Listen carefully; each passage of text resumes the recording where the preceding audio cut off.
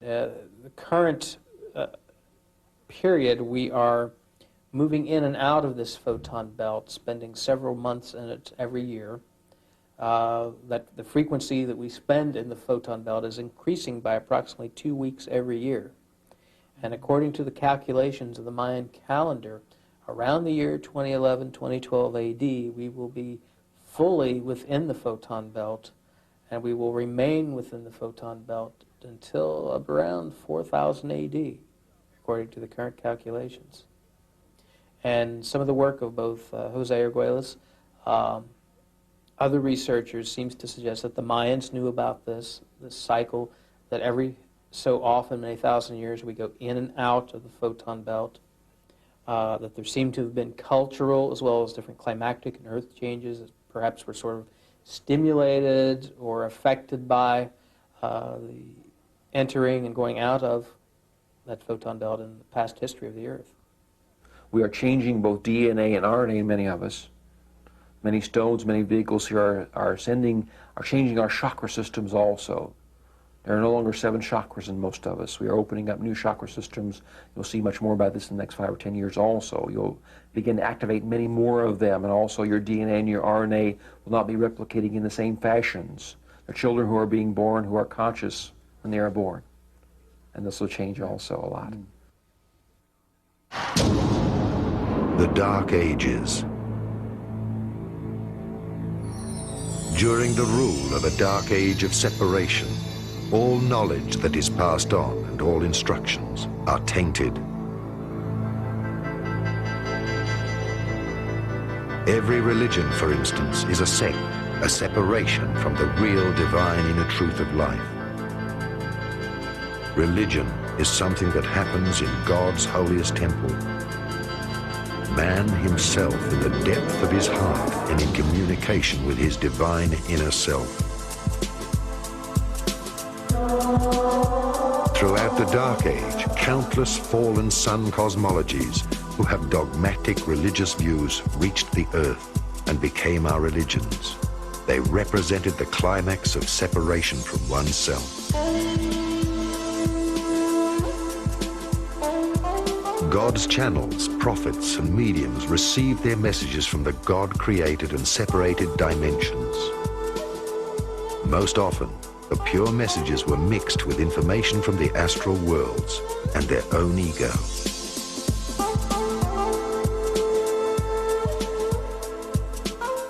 There are as many truths and religions as there are worlds and heavens of polarities and levels of development in the cosmos in their different dimensions.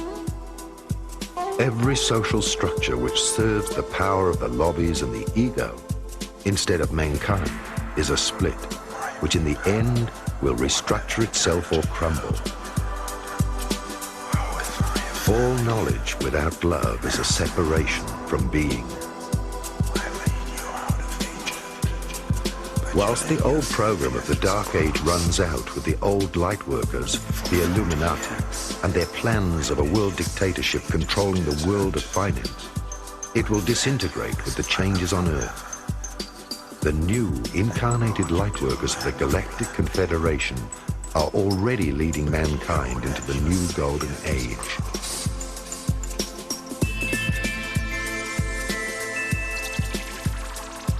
After the great transformation of mankind, the Space Brothers would like to welcome us as cosmic citizens into the Galactic Confederation of Free Planets. Where do the Illuminati receive their knowledge? Well, I would use the famous jokes and stories about Tesla and Edison. According to Edison, invention was 95% perspiration and 5% inspiration. According to Tesla, the way Tesla was doing his inventions, he would have 95% inspiration and probably 5% perspiration. Tesla would get the vision. All he has to do is put the vision into paper. Then he has to take the paper to the engineers to put it into metal in the shop. A little fine-tuning here and there, and the device works. This is the usual mode through which information and know-how is channeled from the extraterrestrial and even higher levels of existence to our planet. The know-how is given, and we are left to put it into our crude terrestrial engineering and manufacturing methods. That's why the crude anti-gravity saucers of the 1880s, 1890s were made with rivets. Giant cannons were used to fire the first anti-gravity devices toward the moon. Later on, in the early 1900s, more advanced technologies were used, but always the technology would follow up with our terrestrial one. Why are there two totally different scientific and engineering realities on the planet? Why the mass consumption engineering culture is 50 to 100 years behind the secret culture developed by the Illuminati? I have always had this very big question, very big puzzle in front of me. This is the Promethean dilemma for me. How come that with these incredibly good intentions to elevate the scientific and technological level of our civilization, we end up with the very negative and dismal results of all of these efforts? My feeling is that basically that is the major mode through which the, should I call it the independent angelic presence on the planet, is trying to corrupt the scientific and the political minds of the elite of our planet with visions of grandeur, with technologies that are too far ahead, possibly for our spiritual and moral development, and that are very dangerous, that can explode any minute and basically bring the end of our civilization, as has happened for dozens of times on our same planet. Again, information coming to us from many extraterrestrial revelations about previous illuminated efforts to speed up the evolution on the planet that ended up in very brutal, violent nuclear wars. The Illuminati have an agenda that would probably not be accepted in a normal, open voting system by the majority of the population on the planet. The creation of a new master race with hybridization experiments done with animals. The first hybrids were done in German concentration camps 50 years ago, and there are people that have seen documentary films about living, walking, breeding hybrids between humans and animals. Creation of a new master race under illuminated guidance, and probably away from a package of genetic material that was introduced on the planet through an intervention by the Trinity. The dark, as well as the light power, serves only one master, who is the creator of all that is, and whose goal is to create the superhuman.